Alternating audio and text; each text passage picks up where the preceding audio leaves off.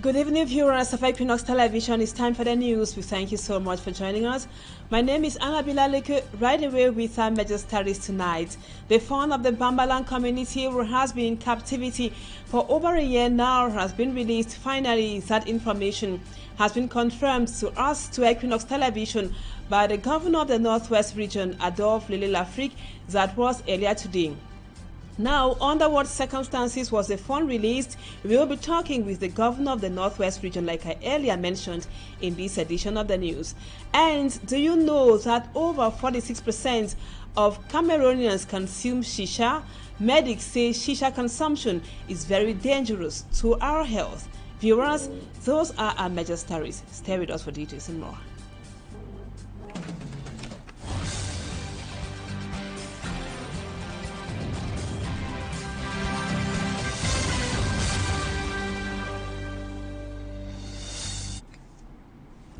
Welcome back, viewers. We just told you in the headlines that the fund of the Bambalan community of the Ngo-Ketunja division of the Northwest region, who was kidnapped several months back by armed men, has finally been released. We're expecting to have the images on our screens. Yes, on our screens we have the image or the picture of the fund of Bambalan, who was kidnapped several months back by armed individuals.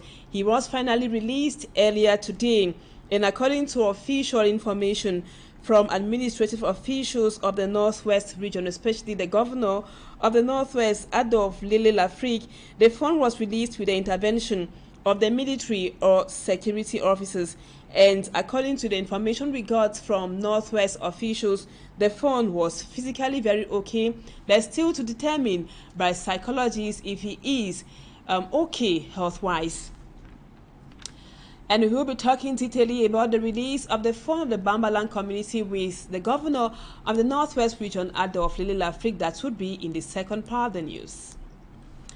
And now we stay in the Northwest region, or from the Northwest we move on to the Southwest region. After a barren budgetary session of the Moyoka Council due to a conflict between councillors and the mayor over mismanagement of funds, both parties finally settled their scores in the presence of the representative of the SDO for the Fako division. This permitted them to vote and adopt the council's 2003 budget, which stood at over 1 billion francs CFA. Innocent Ase has the details.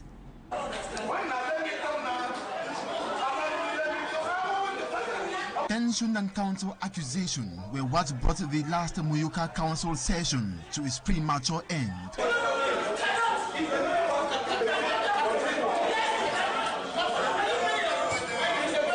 The councillors accused the mayor of mismanagement of funds, which the municipal authority said were used to rehabilitate school infrastructures. At the same time that there are no schools, so where did you channel the money to?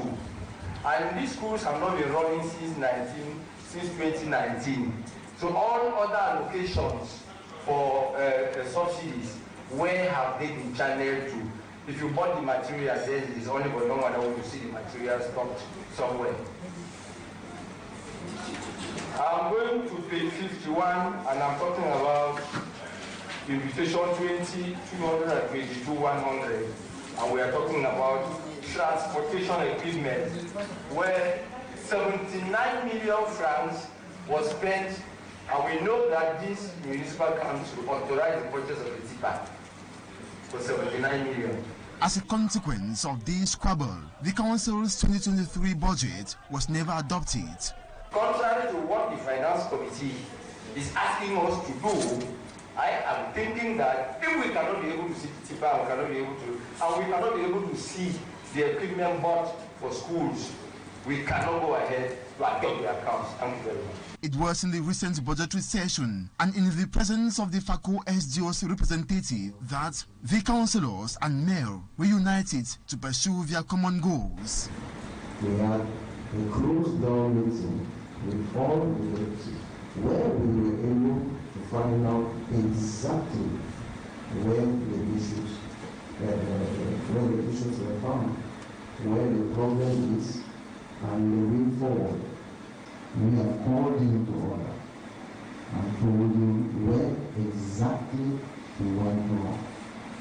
how we should remedy the situation and things should never go away in the way in the first place. The reunion allowed the session to go on smoothly this time, with the sum of 1 billion francs CFA adopted for 2023 projects like rehabilitation of secondary roads and checking the security situation of this municipality. Still in Moyuka, insecurity and the high in prices are some of the problems faced by the local population of the Moyuka subdivision, who are still to come out of the negative effects of the Anglophone crisis. Life, however, is timidly returning to that subdivision. Let's now have more with Magic and Gabriel. Activities are steadily gaining steam in Moyuka subdivision of the Southwest region. Before now, Moyuka used to be a deserted land. At the beginning of the crisis, the first 4 years of the crisis, the place was a desert. People ran away, there was nobody to stay. It's just now that places are beginning to come gradually. The crisis started, it was really bad. It's now that we are even at least going from one place to another without fear. Even though life seems to be returning to Moyuka, the inhabitants are still to feel that steam. In short, the economy was booming. But now that the population are not there, we are really suffering because there are no people to buy and people to sell, people to go to their farm. People have abandoned their farms. They cannot do the production that always comes from Moyuka is no more there because the people that has the farm, they have all gone. Because of the crisis in Moyuka subdivision, law seems to be in everyone's hands. When I mention there is no law, I refer to the fact that even the mayor who is supposed to be governing this town goes and collects his taxes with military behind him. So he is also afraid of the unknown because the people you are fighting, you don't know them. Since there is no law, the police cannot come in trying to intervene in a situation. At times you sleep in your house, people come and remove you from there and send you to the bush, all those type of things. That's what is making the town to be not really conducive for people to stay. At the Moyuka market, business operators were going about their normal activities, but things have become so expensive. Everything in the market is now expensive. At the market, we can't sell anything because almost everyone here has run out of the town. Those who even came have left Moyuka again. We struggle to raise children's school fees. Before the start of the Anglophone crisis, Moyuka used to be referred as the breadbasket of Fako division. But times have changed as even women who buy and sell, who are commonly known as Bayam Selam, are complaining of the non-availability of food and cash crops that usually come from other small villages within Moyuka subdivision. Through this crisis, since they don't overstrong for we. Throughout the crisis, things have become very difficult. When Moyuka was still normal, we had farmers who bring goods from Ikata and Muyenge, which we sell to support our children. We are just managing to live inside Moyuka. We just manage for see and say more live for inside the town. Within Fako division, Moyuka remains one of the towns still swallowed by the effects of the Anglophone crisis, and they are still to gain consciousness. Now we come back to this road accident which claimed the lives of 16 persons, all from the same family on the Douala-Idea highway recently. Family members of the deceased Ngombi Jean, who died in Douala, have rejected social media stories that their sister warned against being buried in her village on her dying bed, that is in Ezeka. The corpse of Ngombi Jean was being taken to her village in Ezeka subdivision in the center region when 16 members of the convoy got involved in a road accident and all of them died on the spot. For me, Armstrong Sander has the details. Overwhelmed by grief and struggling to communicate, Mr. C says he will mourn his sister Ngombi Jean and others for the rest of his life. Ma soeur meurt avec toute sa famille, tous ses enfants. His sister died with all of her children. He cries out in the French language, giving details on the 16 people, mainly members of the same family, who died in a road accident in Edea on May 26, 2023, on their way to bury deceased C. Jean in Ezeka in the central region. Mr. C says 4 of the 16, notably Pepetu, Elaine, Landry, and Erita, were biological children of the deceased Ngozi Jean, a junior sister to him. At the family residence in Songhot village, Ezeka subdivision, Nyongankele division of the central region, family members reject the social media version that Ngozi Jean, on her dying bed, refused to be buried in her village. Nous, on vous affirme en disant c'est des sornettes. A junior cousin in the family qualifies the version as trash, highlighting that the family is dealing with her misfortune.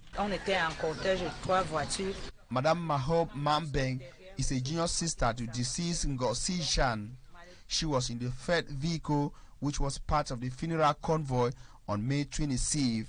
She says the corpses were taken to the mortuary in Edea on the same day with the help of the National Gendarmerie. The remains of her elder sister were later taken to the village and buried in Sohod after the visit of the Minister of Transport.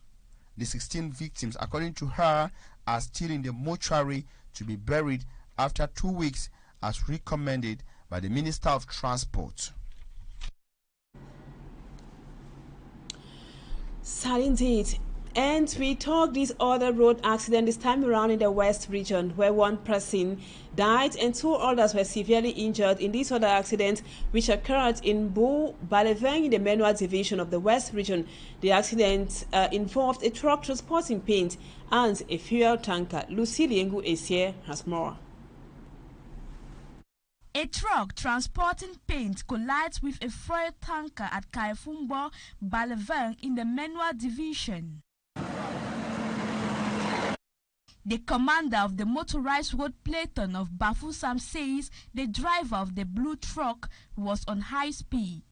Le véhicule de couleur bleu fourgon. The blue fourgon truck from Chang was on high speed. He tried to overtake the bus at the wrong time in a bending corner. Added to the poor weather condition, the driver transporting paint is being blamed for reckless driving. The violent shock caused the life of the truck driver. The young man, aged 32 years, lost his life, while 2 others were severely injured. It was one of our trucks transporting our client's paint. Reaching here, there was heavy rainfall. With the presence of large craters, he got into a pothole. The injured persons were rushed to the Bafoussam Regional Hospital for medical attention and the deceased transferred to the mortuary. We are even lucky because it was not inflammatory. That's what saved us. If not, we would have had more damages. Investigations are said to have been launched by the commander of the motorized road platoon of Bafoussam.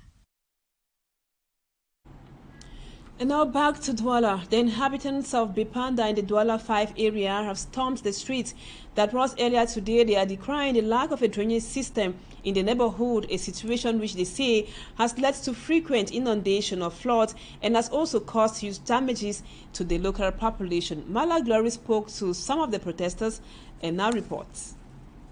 They came out in their numbers, men, women and children carrying mattresses, TV set, iron and other household equipment which have been damaged by flood in Bipanda neighborhood. Douala 5. The women protest on the streets decrying the lack of drainage system as water that empties into Bipanda from other neighborhoods does not flow out. When there's rain, all the water that drains from Tuner, Safari, all Pazapa comes down and block and remain in this section. The people complained that the situation forced them to abandon their homes to seek refuge elsewhere and only return after the water is down. The locals recount their ordeal. When there's rain, they are carrying out their things and running out of the houses for some days. When the water goes, because the water comes, it doesn't go immediately. It even stays for a day, 24 hours, 72 hours, all this. So they have to go out and wait for at least 2 days before they come back. And all that, there are thieves that come and carry things away. There are lots of materials here. There are so many things. But they don't have. According to them, bandits benefit from the deplorable situation to steal from their houses. They add that after complaining to the council authorities, promises were made but nothing concrete has been done. They therefore urge the authorities to initiate a sustainable drainage system for Bepanda neighborhood. And now in health, at least 46% of the Cameroonian population smoke shisha. Are you aware of that? That study carried out by the Cameroon Society of Pulmonology states that the increasing global trend of shisha consumption is mainly driven by misleading information about it being safe. Shisha is dangerous to the health.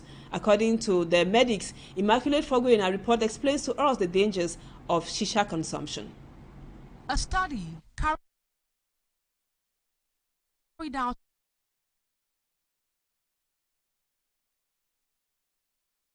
universities in the city of Douala and Boya respectively revealed that 1 out of 2 students smoke shisha with a prevalence rate of 15 to 25%.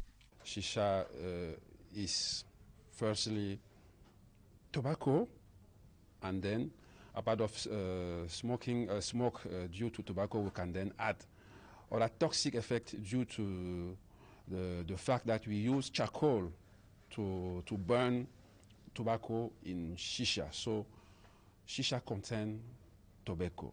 So all the effects of smoking cigarette are the same effect for those smoking shisha.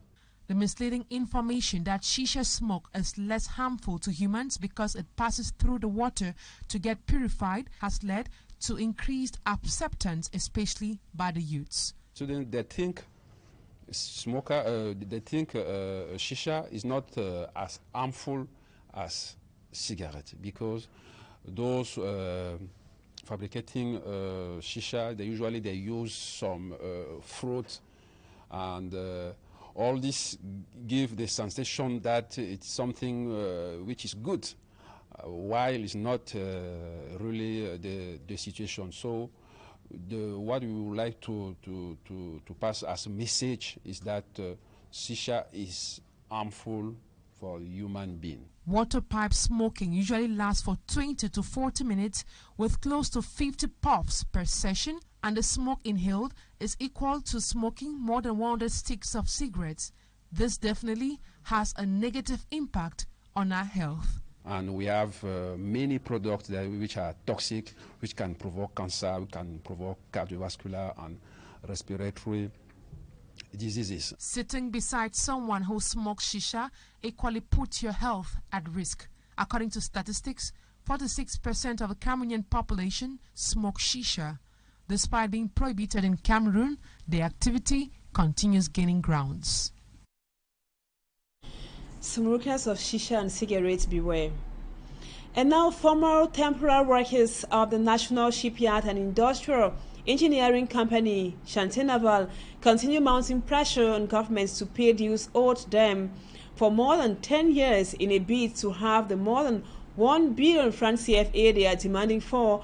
They have decided to hit the nation's political capital Yaoundé in a protest move in front of the Prime Minister's office from June 6 to June 8, 2023. Babila Jonathan has the details.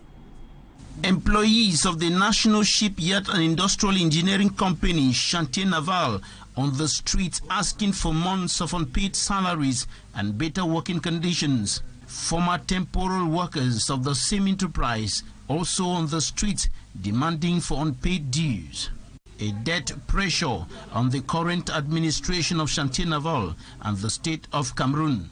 Less than 3 years after Antoine Bikoro took over the helm of the company from detained former general manager Zacchaeus Fonjindam in 2008, 562 temporal workers were laid off. The government said no more temporary workers in some companies that are part of the government. a decision was taken to calculate our right and given to us. We are talking of more than 1.something billion. Since 2011, they have been demanding for that money to no avail. And what was decided by the minister or by the president was not done. The president gave an order to the minister, to the government, to the head of government, who is the prime minister, and we got an information that the money had been signed, and even the Minister of Finance signed the document, but at the Department of Budget, it is being held at that level. They have decided to step up pressure on the government for the money to be released. We have been going to Yaoundé. We have lost a lot of colleagues. Some died as a result of professional illness that they contacted at their job place, at their workplace, and some are in the hospital as we speak, and another colleague died a few days ago. He's at the mortuary as we speak. A lot of children are not going to school. Families have breakdown because they don't have competence or they don't have finances to take care of their children. We have decided to go to Yaoundé. On grounds that their money has been in state coffers for close to 12 years. The extemporary workers of Chantier Naval are also demanding for interest and compensation for the damages they have suffered over the years. And now we come back to this news element. Family members of a lady whose name we got as Bintu was killed by an elephant in Marwa have received words of encouragement from the Minister for Forestry and Wildlife, Minister Joues Dorendongo. And while Marwa in the Far North region, he also met with forestry officials and local authorities to brainstorm ways of not letting elephants and other wild animals straying away from the parks. Innocent Asset tells us more. Forestry and Wildlife Minister Joues Dorendongo, forestry personnel and governor of the Far North region being welcomed by family members of late Bintu, the woman who was killed by one of the 4 elephants that went on rampage on May 21st, 2023. He is in Bogo to express his condolences to the grieving family. When coming to Marwa, we had 2 main objectives.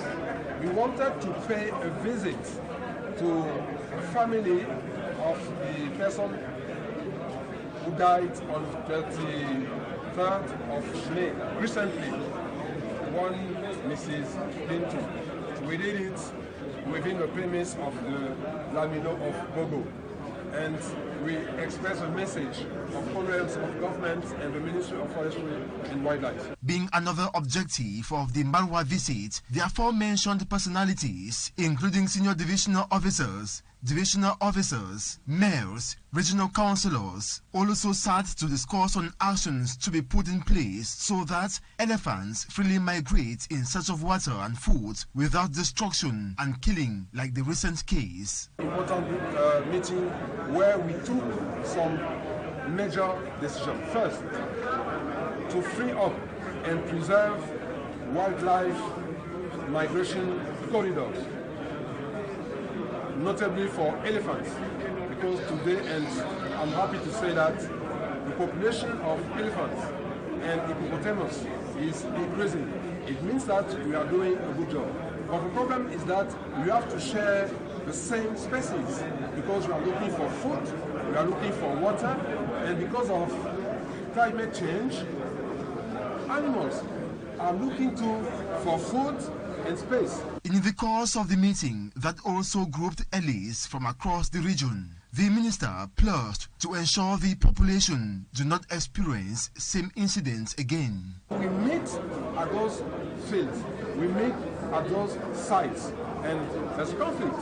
So we have to build up conditions where animals and human beings will live in coherence, in harmonious and in a good coexistence.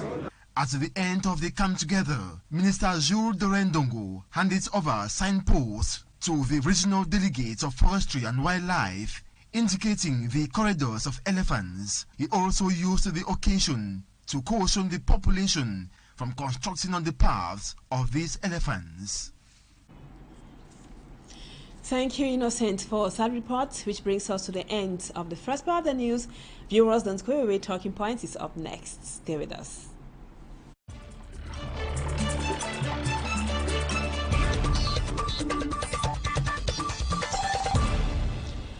Welcome back, viewers. Our guest tonight is the governor of the Northwest region, Adolphe Lele Lafrique. We will be talking about the release of the fund of the Bambalan community from Shumitang, Kevin, who was released today after being in captivity for several months now. He also doubled as the president of the Northwest House of Chiefs.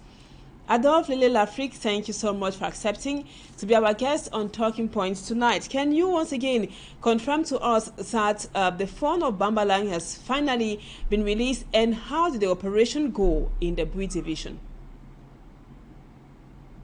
Yes, early this morning, thanks to the professionalism of our armed forces, they were obeying the high instruction of the head of state.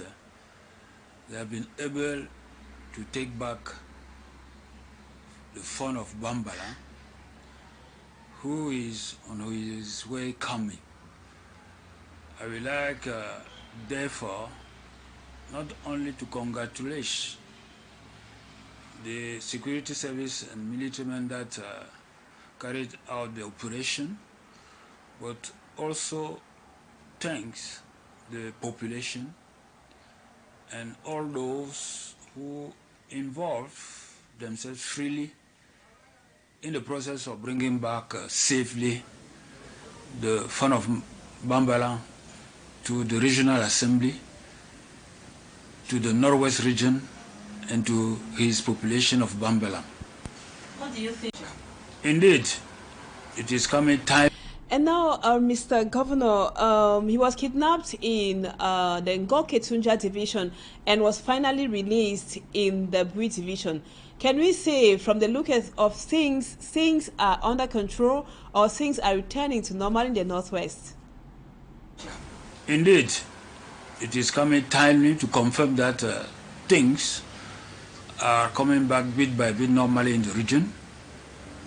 And therefore, seizing the opportunity to appeal to all those that are still doubting that they should come on board, and like those who help us to bring back the fund, contribute their own quota to increase the peace that is already reigning in almost the major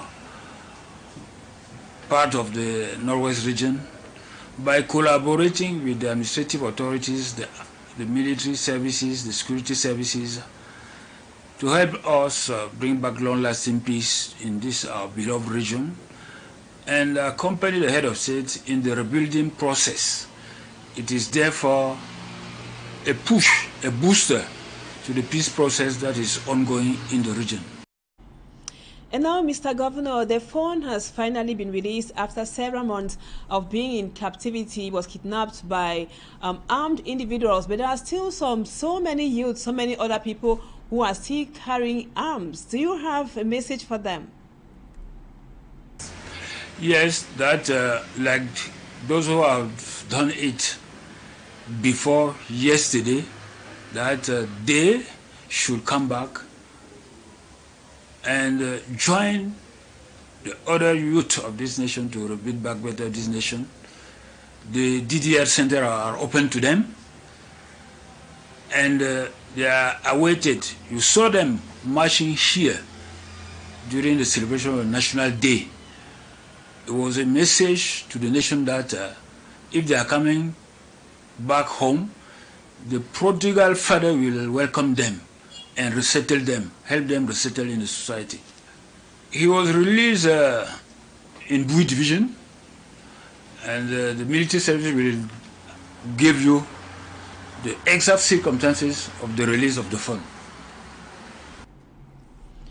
Thank you so much, Mr. Governor of the Northwest Region, Adolphe Lele Lafrique, for accepting to talk to Equinoxe Television today. You just confirmed the release of the fund of the Bambalan community from Shumitang, Kevin.